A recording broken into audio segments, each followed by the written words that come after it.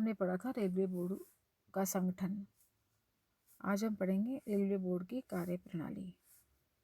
Railway board के सप्ताह में 2 बार बैठक होती है।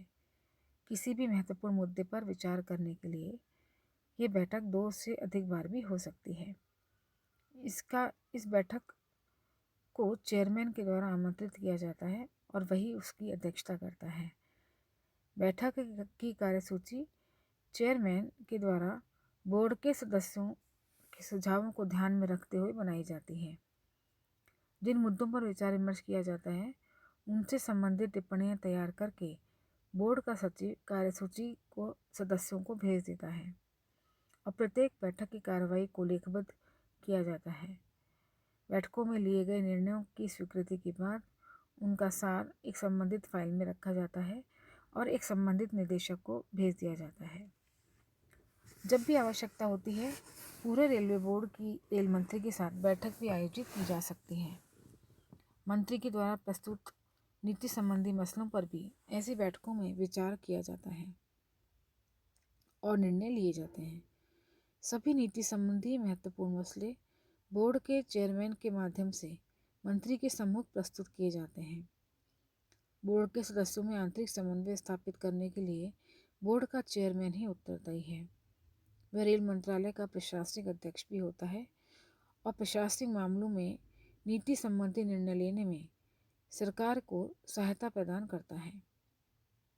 वित्त कमिश्नर के अतिरिक्त अन्य सदस्यों के निर्णयों को चेयरमैन रद्द कर सकता है। यदि किसी वित्त संबंधी मसले को लेकर वित्त कमिश्नर या चेयरमैन के मध्य मतभेद उत्पन्न हो जाए तो चेयरमैन ये मांग कर सकता है कि मामले को रेल मंत्री या वित्त मंत्री के विचारार्थ प्रस्तुत किया जा सकता है। वित्त कमिश्नर और अन्य सदस्य उन तकनीकी मामलों को भी देखते हैं जिनके वे प्रभारी होते हैं। रेलवे बोर्ड निम्न कार्यों को करता है। पहला है रेल मंत्रालय संबंधी कार्य।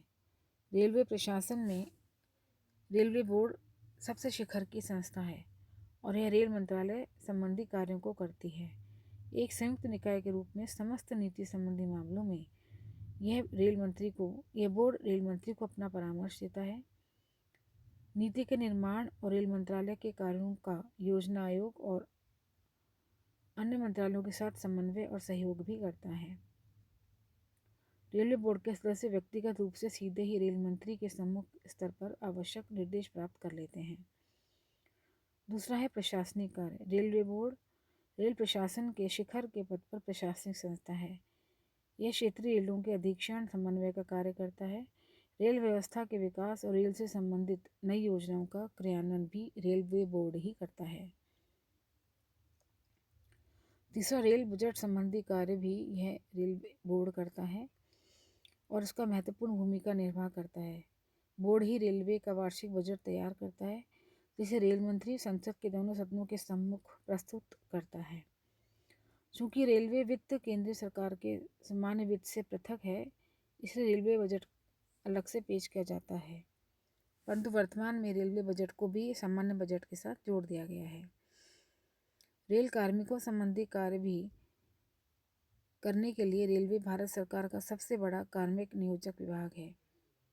इस मंत्रालय में भर्ती, सेवा शर्तें, पदोन्नति आदि की भूमिका निर्वाह करता है।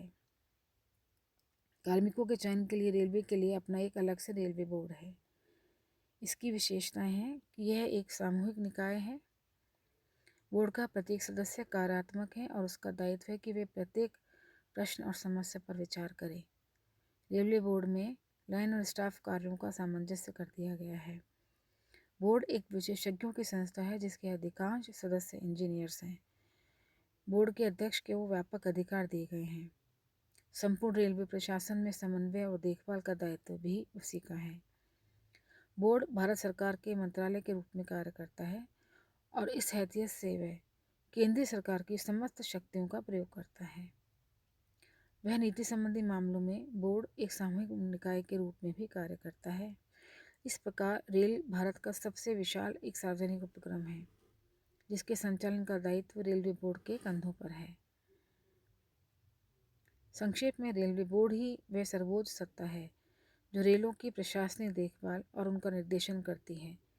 रेलवे बोर्ड का कार्य संचालन भारत सरकार के मंत्रालय की भांति ही होता है।